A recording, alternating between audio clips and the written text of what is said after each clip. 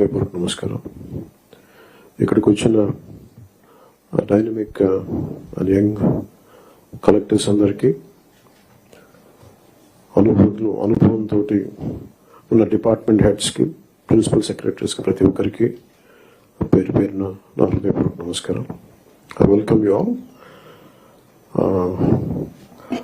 Thank you for giving an opportunity to be a part of this meeting.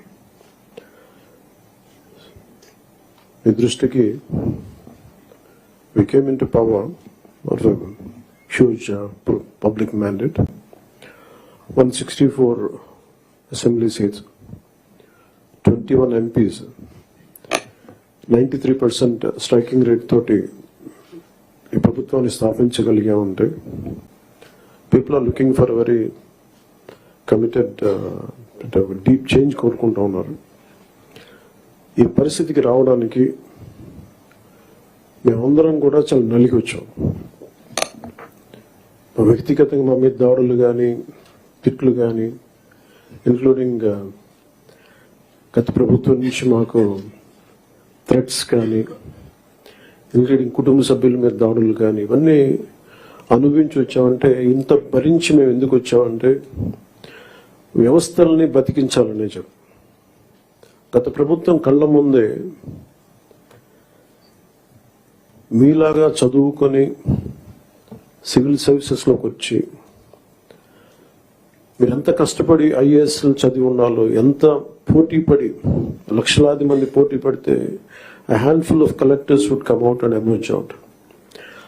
అలాంటి ఒక eminent వ్యవస్థని, బలోపేతమైన వ్యవస్థని గత ప్రభుత్వం దాన్ని ఒక ఆటబొమ్మలో చేయడం మా అందరికీ చాలా బాధ కలిగించింది. మేమందరం కూడా దేనికి బయటకు వచ్చామంటే ఈ వ్యవస్థని బలోపేతం చేయాలి, వ్యవస్థని బలహీనం చేస్తారని చెప్పి at the cost of life దెబ్బలు తిని, ఒకవేళ మేము రాకపోయినా కానీ ప్రజాక్షేత్రంలో నిలబడి ఈ వ్యవస్థని బలోపేతం చేయాలని ఉద్దేశంతో ఇక్కడికి వచ్చాం. But God's grace and people's commitment, they saved the democracy, they brought us into power. మీకు ఎందుకు దృష్టిలో ఉన్నా చెప్తున్నా అంటే, we are here to strengthen you, we are here to empower you, we are here to stand by you for a good governance and accountable governance. ఇన్ని దశాబ్దాలుగా ఇప్పుడు ఆంధ్రప్రదేశ్, ఉమ్మడి ఆంధ్రప్రదేశ్ కానీ, విభజిత ఆంధ్రప్రదేశ్ కానీ ఎప్పుడు ఇంత ఇబ్బంది పడలేదు. గత 5 ఏళ్లుగా ఆంధ్రప్రదేశ్లో పాలన ఎలా ఉందో చూశారు. గతంలో చాలా మంది నా సన్నిహితులు, సహచరులు కొంతమంది చెప్తా ఉన్నారు, ఇదివరకు ఆంధ్రప్రదేశ్లో పనిచేయాలి బ్యూరోక్రాట్స్ అని అనుకుంటే ఐఏఎస్లు కానీ, ఐపీఎస్లు కానీ, ఎనీ సర్వీసెస్ నుంచి పోటీ పడేవాళ్ళం. ఇదివరకు ఒక మోడల్ స్టేట్గా ఉండేది ఆంధ్రప్రదేశ్. ఇప్పుడు కూడా మోడల్ స్టేట్ ఇన్ లాస్ట్ 5 yearsలో. హౌ నాట్ టు బి, ఒక రాష్ట్రం ఎలా ఉండకూడదో తెలియజేస్తాం. ఒకప్పుడు ఒక రాష్ట్రం ఎలా ఉండాలో తెలియజెప్పింది, ఇప్పుడు ఒక రాష్ట్రం ఎలా ఉండకూడదో తెలియజెప్పిందని. So we want to bring back, to take it back to the old state of under the leadership of dynamic leadership of Honorable CM Sri Chandrababu Naidu garu. ఆయన అనుభవం, ఆయన దిశానిర్దేశం ఈ రాష్ట్రానికి బలంగా మేలు చేస్తుందని మీ అందరికీ తెలుసు, మా అందరికీ సంపూర్ణ నమ్మకం ఉంది. నేను పంచాయతీరాజ్, రూరల్ డెవలప్మెంట్తో పాటు forest science and technology, environment శాఖలు కూడా తీసుకున్నాం. వీటిలో కొన్ని మీ సహాయ సహకారాలు కావాల్సినవి, మీరు ఏం కావాలని మేము ఆశిస్తున్నాం చెప్తాను. ఈ సంవత్సరానికి సంబంధించి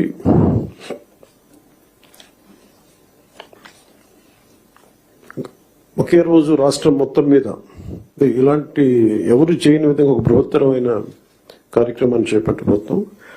ఒకే రోజు రాష్ట్రం మొత్తం మీద 13,326 గ్రామ పంచాయతీల్లో ఉపాధి హామీ పథకానికి సంబంధించి రాష్ట్ర చరిత్రలో ఇప్పటి వరకు ఎవరు చేయని విధంగా చిత్తశుద్ధితో గ్రామ సభలను ఏర్పాటు చేసి గ్రామ సభ రెజల్యూషన్స్ చేయడం జరుగుతుంది. ఇది గ్రామ పంచాయతీల్ని బలోపేతం చేసే దిశగా మా కూటమి ప్రభుత్వం అడుగులు వేస్తుండటానికి మొట్టమొదటి మహత్కార్యమే ఇందుకు నిదర్శనం. 2014-19 మధ్య కాలంలో సుమారు 10,000 గ్రామాల్లో ప్రారంభించిన సాలిడ్ వేస్ట్ మేనేజ్మెంట్ ప్రోగ్రామ్ ని ముందుకు తీసుకెళ్లాల్సిన అవసరం ఉంది. అలాగే పైలట్ బేసిస్ లో పిఠాపురం నియోజకవర్గంలో ఇన్నోవేటివ్ ప్రాక్టీసెస్తో ప్రవేశపెట్టబోతున్నాం. గ్రే వాటర్ మేనేజ్మెంట్ మెథడ్ ద్వారా లిక్విడ్ వేస్ట్ మేనేజ్మెంట్ని ప్రాపర్గా డిస్పోజ్ చేయడంలో ఒక ప్రాధాన్యత ఇవ్వబడుతుంది. స్వచ్ఛ భారత్ మిషన్ మరియు ఇతర కార్యక్రమాల కింద నిర్మించిన ఇండివిజువల్ హౌస్ హోల్డ్ టాయిలెట్స్ని ODF ప్లస్ చొరవ కింద మెయింటైన్ చేయబడతాయి. అలాగే హౌస్ హోల్డ్ లెవెల్లో సేఫ్ డ్రింకింగ్ వాటర్ అందించడానికి మేము JJM జల్ జీవన్ మిషన్ కింద ఆగస్టు 15, 2024 నాటికి పల్స్ సర్వే నిర్వహిస్తున్నాం. ఈ సంవత్సరం గ్రామ పంచాయతీల్లో 5,40,000 functional house hold tap connections అందించాలి. 5,40,00,000 functional house hold tap connections ని అందించాలని లక్ష్యంగా పెట్టుకున్నాం. అలాగే అదనంగా రూరల్ రోడ్స్ ఏవైతే పూర్ కండిషన్స్ లో ఉన్నాయో వాటికి ఇమీడియట్ గా రిపేర్ చేయాలి. అందుకు ఈ ఆర్థిక సంవత్సరంలో 4,721 కిలోమీటర్ల మేర కొత్త రోడ్స్ ని ఏర్పాటు చేయడంతో ప్రభుత్వం అన్ని చర్యలు తీసుకుంటా ఉంది.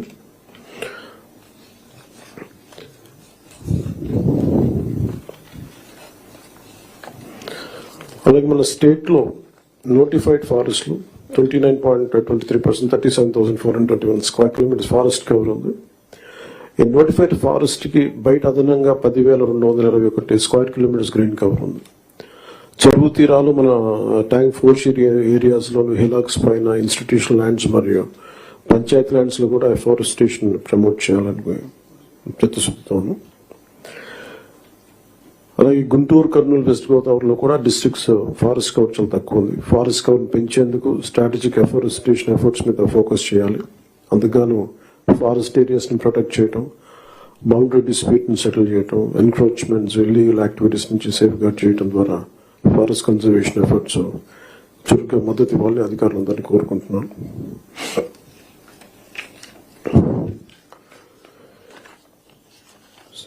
Later we'll go into a very deep level, but నాకు వారంత అనుభవం లేదు కాబట్టి I would like to learn. It's learning పార్ట్గా తీసుకున్నాం. చంద్రబాబు గారి దగ్గర నుంచి, గౌరవ ముఖ్యమంత్రి చంద్రబాబు గారి దగ్గర నుంచి వారి పాలనా అనుభవం, వారి పాలనా దక్షత మేము నేర్చుకోవడానికి సిద్ధంగా ఉన్నాం. అంబేద్కర్ గారి మాటలు గుర్తున్నాయి. However a good constitution may be, if those who are implementing it are not good, it will prove to be bad. However bad a constitution may be, if those who are implementing it are good, it will prove to be good. గత ప్రభుత్వంలో ఇదే బలమైన రాజ్యాంగం, ఇదే బలమైన వ్యవస్థ, IAS వ్యవస్థను కానీ IPS వ్యవస్థను కానీ పాలనా వ్యవస్థను ఎలా ఛిద్రం చేశారో చూశాం. అదే రాజ్యాంగం, అదే మీరు మిమ్మల్ని ఇబ్బంది పెట్టారు, పని చేయనివ్వకుండా చేశారు. కానీ ఒక అనుభవజ్ఞులు, చంద్రబాబు గారు లాంటి అనుభవజ్ఞులు, పని చేయడానికి నేర్చుకోవడానికి సిద్ధంగా ఉన్న నాలాంటి వ్యక్తి, చాలా పరిపాలన దక్షత అనుభవం ఉన్న నా మంత్రివర్గ సహచరులు, మేమందరం కూడా ఈ రాజ్యాంగాన్ని కాపాడటానికి, వ్యవస్థలను బలోపేతం చేయడానికి ఉన్నాం. సో ఆయన అనుభవంతో మమ్మల్ని అందరినీ గైడ్ చేస్తాను నేను మనస్ఫూర్తిగా చంద్రబాబు గారిని కోరుకుంటా ఉన్నాను. సో లాస్ట్ నాకు ఈ మాటలు చెప్పి నేను ముగిస్తాను. Doctor R.K. Sapro, professor of Punjab university public administration మీద ఆయన రాసిన పుస్తకం public policy in a contemporary perspective లో ఇది చెప్పి సెలవు తీసుకున్నాను. Political will was crucial for effective leadership and achieving meaningful progress.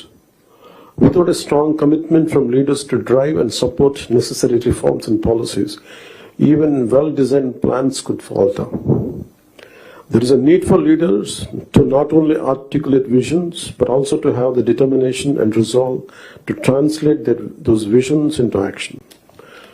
So we are extremely committed to translate Honorable CM's Chandrababu Naidu Garu's vision into action. We are all committed for that. And I plead you and expect you to extend your best efforts for this administration. Anigan Sachiprasad garu cheppinattuga, any faults from our side, we want to be committed to people. We're going to bring an accountable governance. So మాలో కానీ మా మంత్రివర్గ సభ, మా క్యాబినెట్లో కూడా ఏమైనా తప్పులు కానీ ఉండుంటాయి, మా ఎమ్మెల్యేస్లో కానీ, please bring it our notice. We want to safeguard your self-respect. We want to safeguard your integrity. Me administrative ఈ ప్రాసెస్ లో మా వల్ల మీకు ఒక అడుగు ముందు పడాలి తప్ప ఒక అడుగు వెనక్కి వేయకూడదు, ఇబ్బంది పడకూడదు. అలాంటి తప్పులు ఏదైనా ఉంటే మా తరఫు నుంచి దయచేసి తెలియచేయండి. Will correct ourselves. And also we expect you to bring out your best. This state has gone back by 20 years, 25 years, almost decade back. State bifurcation నుంచి కూడా ఈ రోజు దాకా మేము నలుగుతానే ఉన్నాం. And this state's development is very essential for the integrity of this nation. ఎందుకంటే ఇక్కడ కనుక ఏమాత్రం కొంచెం సామాజిక రాజకీయ గొడవలు ఉంటే రాజకీయ మన ఒక దేశ సమగ్రత కూడా ఇబ్బంది కలిగే పరిస్థితులు ఉంటాయి. ఎందుకంటే చాలా బాధల్లో ఉన్నాం. 20 years we really suffered post bifurcation. అందరం అవమానాలు పడ్డాం, ఇబ్బందులు పడ్డాం. స్టేట్ దాటి మళ్ళీ వచ్చాం. వచ్చిన తర్వాత కింద మీద పడి గవర్నమెంట్స్ ఏర్పడితే మళ్ళీ కాదు ఇంకో గవర్నమెంట్ వచ్చి రోడ్లు బోర్డర్లోకి రావాలంటే కూడా మమ్మల్ని అలౌ చేయని పరిస్థితులు, ఇవన్నీ తట్టుకొని దాటుకొని నిలబడి వచ్చాం. So we are very very committed to give a bright future for this state. All of us, ప్రతి political leader they think of demographic dividend. So యువతలో మనకు శక్తి ఉంది అనుకున్నా కానీ యువతని ఎంత బలంగా దిశానిర్దేశం చేయాలనేది ఆనరబుల్ సీఎం గారు మేము మాట్లాడుకున్నప్పుడు ఈ స్కిల్ సెన్సెస్ ఒకటి చాలా ఎసెన్షియల్ అని. So we want you to be a part of it. ఆ స్కిల్ సెన్సెస్ సంబంధించి మీ సలహాలు సూచనలు చాలా చాలా అవసరం. అండ్ 2047 ఇండియా సూపర్ పవర్ కావాలి, నెంబర్ 3కి వెళ్ళాలి అనే భాగంలో ఆంధ్రప్రదేశ్ కూడా వికసిత ఆంధ్రప్రదేశ్ ముందుకెళ్లాలంటే ఈ విషయంలో మేము ప్రభుత్వం అనుకున్న కార్యక్రమం అన్నింటిలో కూడా మీరు మొత్తం సలహాలు సూచనలు ఇవ్వాలని మనస్ఫూర్తిగా తెలియజేసుకుంటూ ఇక్కడికి వచ్చిన ఎమినెంట్ డిస్ట్రిక్ట్ కలెక్టర్స్ కి, డిపార్ట్మెంట్ హెడ్స్ కి, ప్రిన్సిపల్ సెక్రటరీస్ కి, మంత్రివర్గ సహచర వర్గానికి, గౌరవ ముఖ్యమంత్రి గారికి ధన్యవాదాలు తెలియజేసుకుంటూ సెలవు తీసుకున్నాను. జై Hind. Thank you, sir, for those words of instilling the trust and duty on the officers through the words of Dr. B. Ambedkar. Thank you, sir. Now I call upon the Honorable Chief Minister of Andhra Pradesh, Shri Nara Chandrababu Naidu Garu, to deliver the keynote address, please.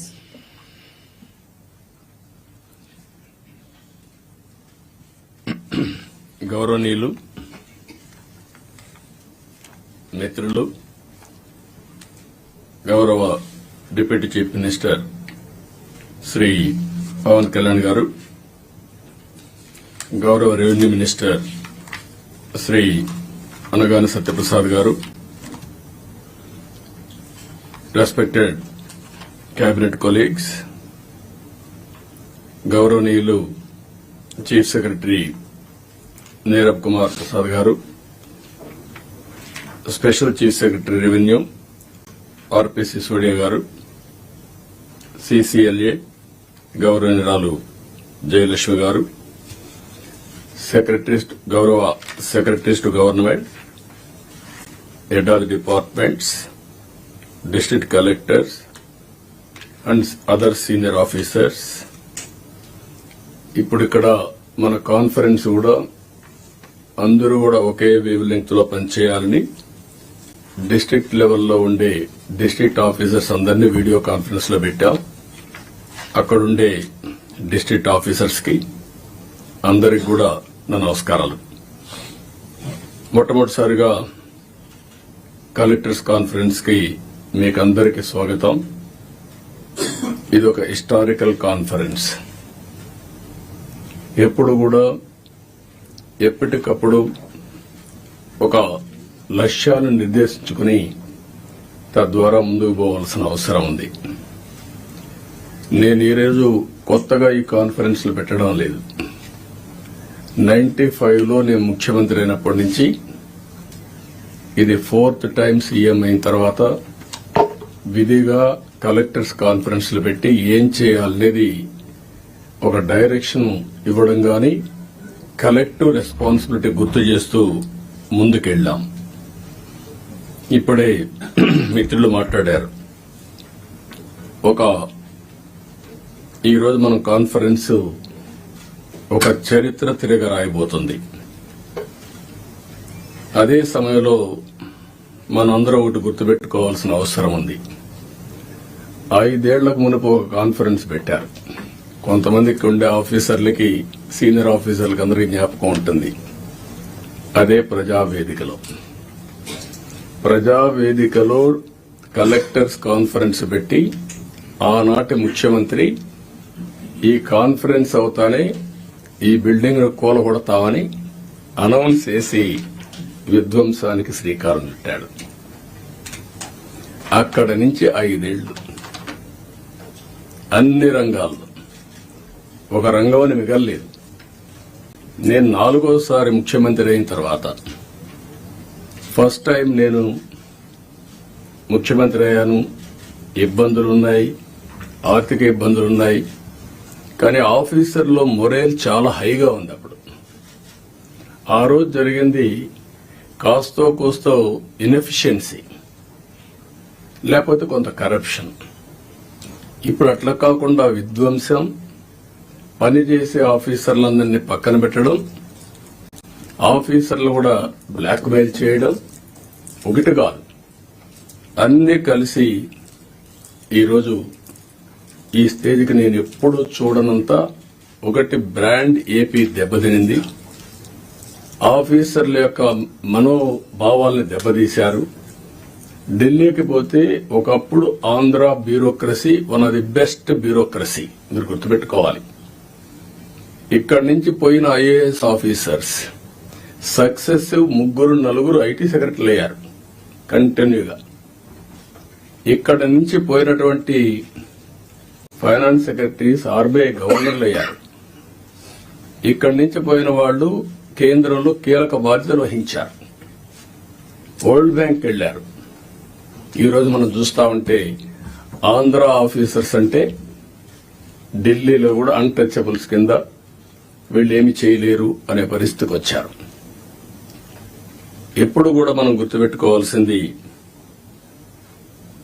నేను ఇంత మునిపే మీతో చెప్పాను, ఒక చిన్న తప్పు జరిగితే correct చేయొచ్చు కానీ టోటల్ గా విధ్వంసానికి గురైనటువంటి రాష్ట్రాన్ని మళ్లీ పునర్నిర్మాణం చేయాలంటే ఎక్స్ట్రా ఎఫర్ట్స్ కూడా మనందరం పెట్టాల్సిన అవసరం ఉంది. నేను రాజకీయాల్లో 45 years ఉన్నాను, 4.5 decades ఉన్నాను. గ్రామాల్లో కరెంట్ లేని రోజులు, రోడ్లు లేని రోజులు, అక్కడి నుంచి ఈ రోజు చూస్తే కరెంటు ఊర్లోనే ఉత్పత్తి చేసుకునే రోజులు,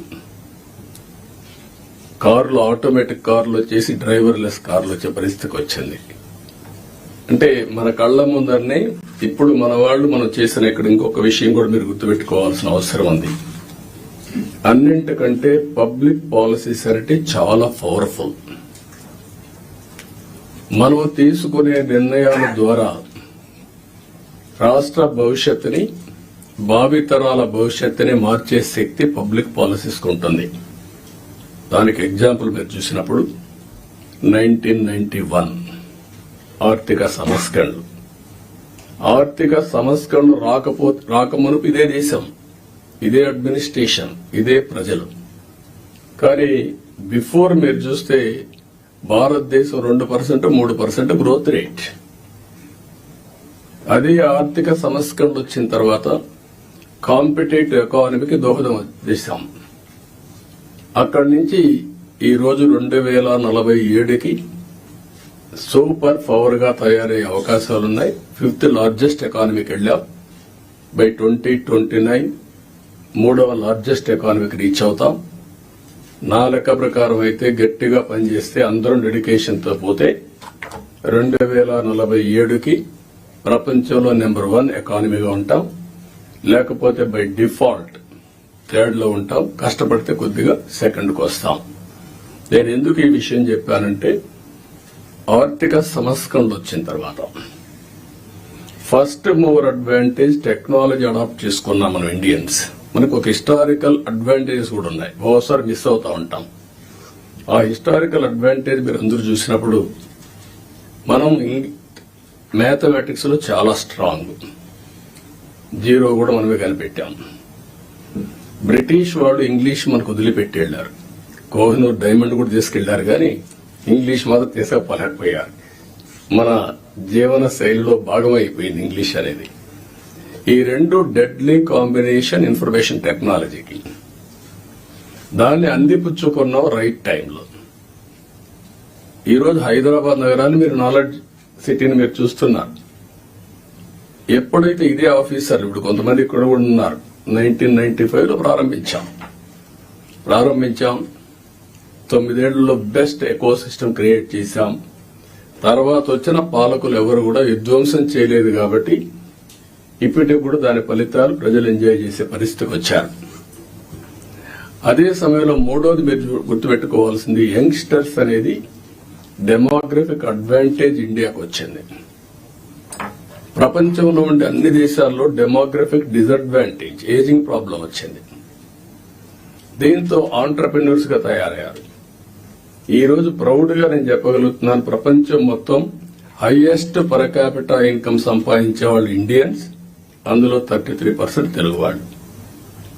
అంటే ఒక ప్రభుత్వం యొక్క విధానం, ఆ రోజు మనం తీసుకున్న పబ్లిక్ పాలసీ 25 ఏళ్లలో మనం ఊహించని పరిణామాలు, ఊహించని ప్రగతిని మనం సృష్టించే పరిస్థితికి వచ్చాం.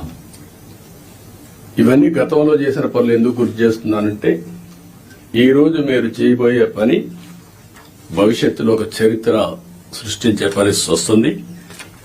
ఇప్పుడే మిత్రులు చెప్పినట్టు మేము ఈ 5 ఏళ్లలో ఒకరిద్దరుగా అందరూ సఫర్ అయ్యాం. ఎన్ని విధాల సఫర్ కావాలో అన్ని విధాల సఫర్ అయ్యాం.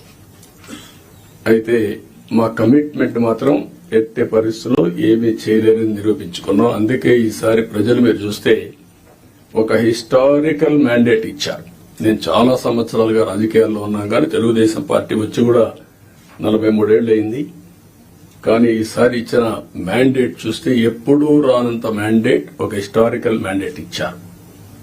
అదే సమయంలో యాస్పిరేషన్స్ కూడా విపరీతంగా ఉన్నాయి. మీరు ఈ విషయం ఆల్ ఆఫీసర్స్ ఈ కలెక్టర్ కాన్ఫరెన్స్ లో మనం గుర్తుపెట్టుకోవాల్సిన అవసరం ఉంది. మేము ఆ రోజు ఒకే మాట చెప్పాం, నేను గాని పవన్ కళ్యాణ్ గారు గాని, మమ్మల్ని నమ్మండి, ప్రజలు గెలవాలి. ప్రజలు గెలవాలంటే ఎన్డీఏ మాకు ఓట్లు వేయాలి. ఈ రాష్ట్రాన్ని పునర్నిర్మాణం చేస్తామని మేము హామీ ఇచ్చాం. పూర్వ వైభవం తీసుకొస్తామని హామీ ఇచ్చాం. ప్రజలు గెలిచారు, మమ్మల్ని గెలిపించారు. కానీ ఈరోజు పునర్నిర్మాణం చేయాలంటే గడిచిన 40 రోజులుగా, అంటే 50 రోజులు అయిపోయింది, ఇంకో 10 రోజుల్లో 60 రోజులు అవుతుంది. కానీ చాలా సమస్యలున్నాయి. ఈ కలెక్టర్స్ కాన్ఫరెన్స్ రాష్ట్ర పునర్నిర్మాణానికి అంకితమైన భావంతో పోవడానికి ఒక దశ దిశ నిర్దేశించే సమావేశంగా ఉంటుంది. ఒక హిస్టారికల్ కాన్ఫరెన్స్ గా ఉంటుంది. ఈ విషయం మీరందరూ గుర్తుపెట్టుకోవాల్సిన అవసరం ఉంది. డ్యామేజ్ అయిన బ్రాండ్ ని రివైవ్ చేసుకోవాలి.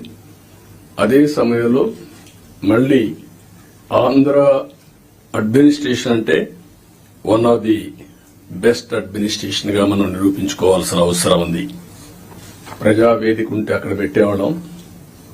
ఈ రోజు బయట పెట్టడం ఇష్టం లేక ఆ రోజు కాన్ఫరెన్స్ హాల్ కట్టుకున్నాం. అక్కడ ఇది కూడా ఆ రోజు కట్టిన కాన్ఫరెన్స్ హాలే, మళ్ళా ఇక్కడ పెట్టుకునే పరిస్థితికి వచ్చాం. 5 ఏళ్లు ఒక్క కలెక్టర్స్ కాన్ఫరెన్స్ పెట్టలేదు అంటే అడ్మినిస్ట్రేషన్ ఏ దిశగా నడిచిందో మనం గుర్తుపెట్టుకోవాల్సిన అవసరం ఉంది. ఇది ఒక ఆనవాయితీ, ఒక బెస్ట్ ప్రాక్టీస్ ఉన్నప్పుడు ఎవరు అధికారంలో ఉన్నా ప్రజలకు మంచి జరగాలంటే అలాంటి బెస్ట్ ప్రాక్టీసెస్ ను కూడా కాపాడుకుంటూ ముందుకు పోవాల్సిన అవసరం ఉంది. రాబోయే 3 నెలలకు ఒక్కసారి మనం కలెక్టర్స్ కాన్ఫరెన్స్ పెట్టుకుందాం. అయితే ఈ కలెక్టర్స్ కాన్ఫరెన్స్ కూడా గంటల తరబడి ఉండదు, రోజుల తరబడి ఉండదు, క్విక్ గా ఉంటుంది. నేను కూడా టైం చూసుకుంటున్నా. నాకు ఇచ్చిన 30 నిమిషాలు నేను కూడా పూర్తి చేయాల్సిన అవసరం ఉంది. ఈ మధ్య మీరందరూ చూస్తూ ఉంటారు, నేను మీటింగ్కి వచ్చినప్పుడు అర్ధ గంట 45 నిమిషాలు 1 అవర్, మాక్సిమం పెద్ద మీటింగ్ ఉంటే 1.5 అవర్. ఒక్క నిమిషం లేట్ అయినా నేను లేచి వెళ్లిపోతున్నా.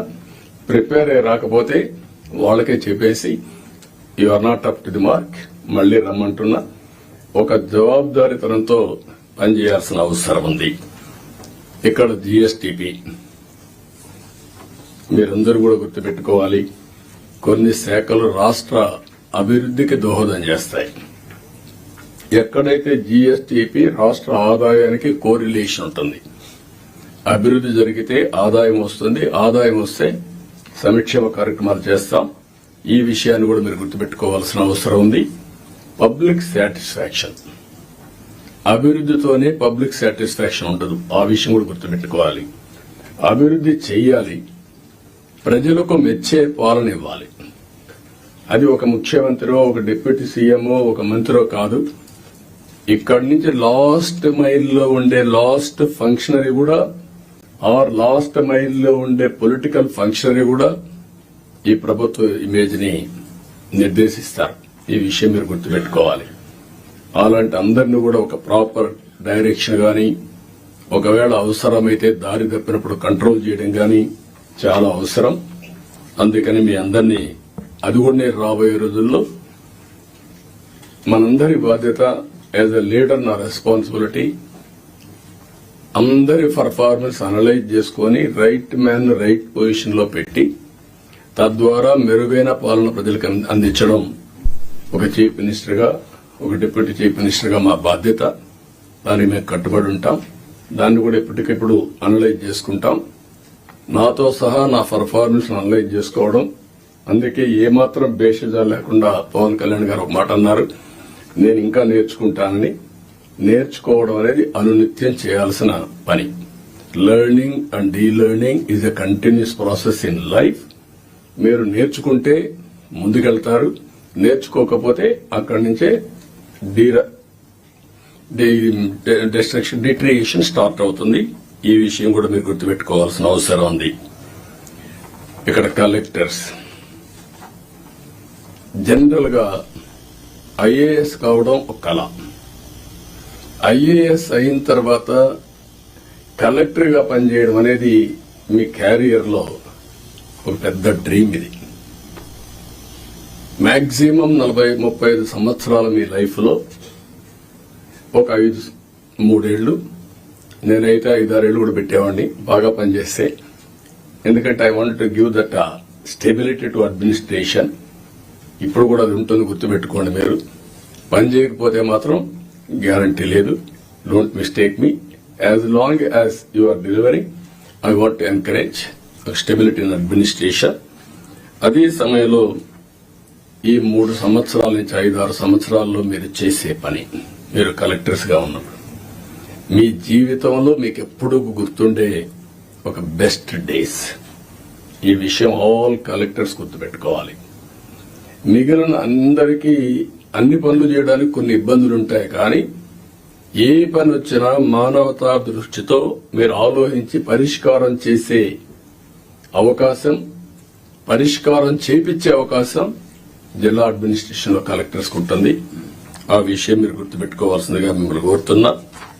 మీరు అనుకుంటే ఒక మార్క్ క్రియేట్ చేసుకోవచ్చు మీకోసం. అలాంటి collector one of the best collector. ఇటీవల మేము ఎప్పుడు ఇలాంటి కలెక్టర్ని చూడలేదు అని ఒక మార్క్ క్రియేట్ చేసుకునే పరిస్థితి వస్తుంది. దానికి మీరందరూ కూడా ఈ రోజు నుంచి ఆ సంకల్పం చేయడమే కాకుండా దాన్ని సాధించడం కోసం పనిచేయాల్సిందిగా నేను మిమ్మల్ని కోరుతున్నా. రెండోది, నేను ముందే చెప్పాను, 2014 ఆ రోజు బైఫర్కేషన్ లో కొన్ని ఇబ్బందులు వచ్చాయి. కానీ ఆ బైఫర్కేషన్ నుంచి కంటే కూడా 2019-24 అడ్మినిస్ట్రేషన్ వల్ల చాలా నష్టపోయాం. ఈ రోజు మనం ఒకసారి చూస్తే 10 లక్షల కోట్ల రూపాయలు అప్పులు, 7 వైట్ పేపర్స్ పబ్లిసైజ్ చేశాం. ఎక్కడ చూసినా ఒక అడ్మినిస్ట్రేషన్ అంటే, ఒక పరిపాలన అంటే సమస్యల్ని పరిష్కారం చేసి ప్రజలకు మెరుగైనటువంటి జీవన ప్రమాణాలు ఇవ్వాల్సిన అవసరం ఉంది.